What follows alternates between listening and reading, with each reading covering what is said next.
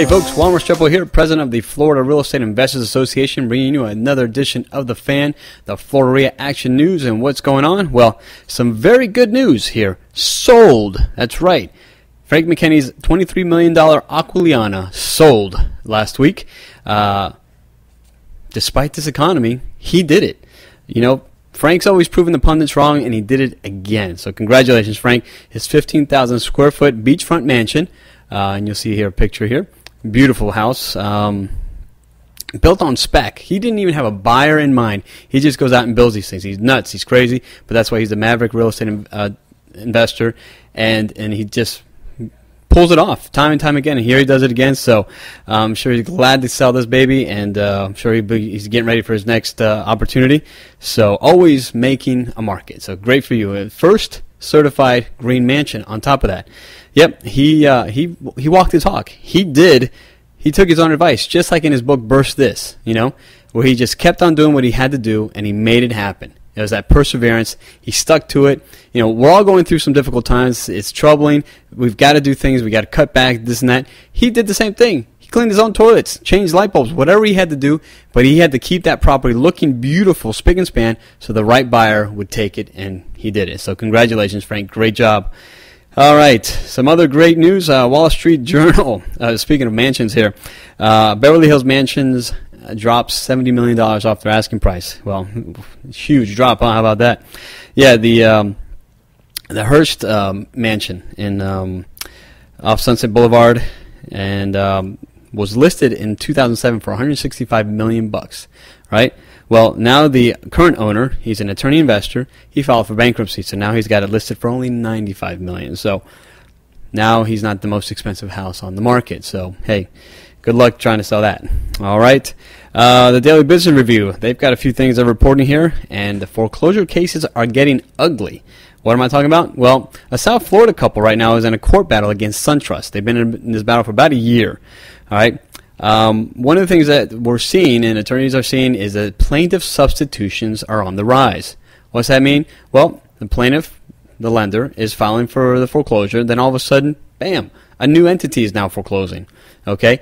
Now, in order for this to happen legally, there needs to be a hearing. Well, here recently, Judge Sasser granted SunTrust the motion to keep confidential their recent transfer of title. And so why are they wanting to keep it confidential? You know, did they do something illegal?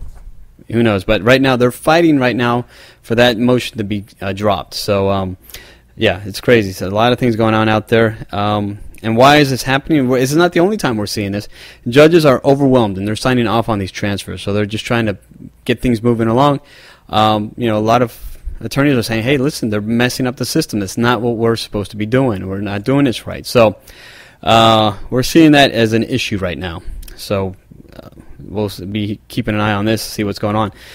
You know, the attorneys are joking amongst themselves that there are currently two sets of rules that apply to every other case, and the foreclosure case rules, which are being bent, manipulated, and violated by lenders, lawyers, and the judiciary. It is just a mess, you know, which brings us to what's going on here in South Florida. Well, we know $6 million to rush foreclosure cases was handed out by the state to all the state's circuit courts. Miami-Dade received about $862,000 with instructions to close out 52,000 foreclosure cases. Okay, they are leading the state with, I think, 78,000 foreclosure cases backlogged. So they have to get this done by June 30th. Well, now attorneys are scared that they're just going to rush the process. They're just stamping, go, get out, just to get this off the books. But what Miami-Dade has done is they've added senior judges. I think some of these guys are retired. Bring them back on the bench. Hey, handle this only. So that's what they're doing. So we'll see if that works out for everybody.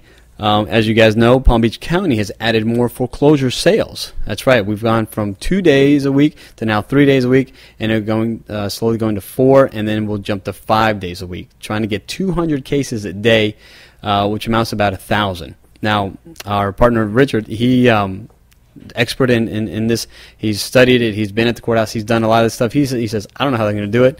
I don't think it's going to happen. So we'll see what happens as this progresses. Another big thing going on, GMAC mishandles affidavits. Now, this is something we're really looking at because this could really turn the tide on how foreclosure cases are looked at and just push probably a huge obstacle or break to the foreclosure process around the country. Why? Well, what happens is they recently had to halt evictions in 23 states, and including Florida. What they're admitting to is that employees submitted affidavits containing information they didn't personally know was true and sometimes signed without a notary present. Now, we reported on this last few weeks ago that the McCullough was the state attorney general was actually going after the foreclosure mills for just this type of stuff. So now this is according to a statement that was handed out by GMAC or Ally, their arm that handles this. They're saying most cases will be resolved in the next few weeks, and those that can't be fixed will require court intervention. Sounds interesting. An internal review has revealed that no evidence of any factual misstatements or inaccuracies concerning the details is typical in these cases, but such as the loan balance, the delinquency, and the accuracy of the note and mortgage on the underlying transaction are true. But in December 2009, a GMAC mortgage employee said in a deposition that his team of 13 people signed a round number of 10,000 affidavits and other foreclosure documents a month. Wow, amazing. They didn't verify the accuracy. What they were doing is that they relied on the law firm sending in the affidavits to verify the accuracy. So instead of checking with GMAC's records as required, the affidavits were then used to complete the process of repossessing homes and evicting residents. So this could get ugly. So if this isn't cleaned up, and this is what they're saying is true with the other lenders, and now GMAC is the fourth largest lender during this crisis. So this should be interesting how this falls out. So looking not too pretty. So anyway, that's the news. So we're going to keep an eye on this stuff. Let you know that. Miami Dolphins, hey, good job, 2-0. Great start. It's about time. We beat the Vikings. Favre didn't look that strong. I think he's a little bit old. We'll see. Defense did a great job. Now we're up against the Jets on the 26th. That's a home game, so we're back home after 2 weeks on the road, and that is sold out. So should be we'll be able to watch it on TV.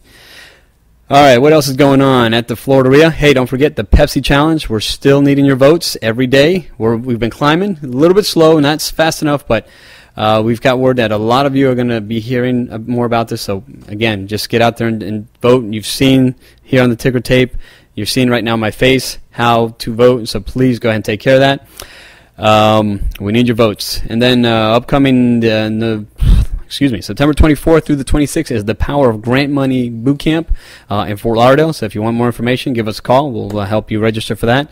And then Friday, October 1st, we play Cash Flow. So join us. I always have a good time. $100 cash prize to the winner. And then on Saturday, October 9th, is our Success Strategies in Wholesaling. That's with Sharon and the Partnership Program. And then our monthly meeting is October 21st, Thursday, October 21st, and I will be talking about sex and real estate. That's right. Come on out and find out what that's all about. And last week's ticker tape contest winner was Nancy Williams. Good job, Nancy. All right. And then don't forget to follow us on Twitter, Facebook, YouTube, and also on our blog at FLREIAblog.com. And also on our own private blog on the Inside the FLREIA for FLREIA members. We're updating those on the wholesaling subject. So check those out and keep involved and let us know how we can improve. All right, that's the news for this week. Thank you very much for tuning in. And this is Juan Restrepo signing off. God bless.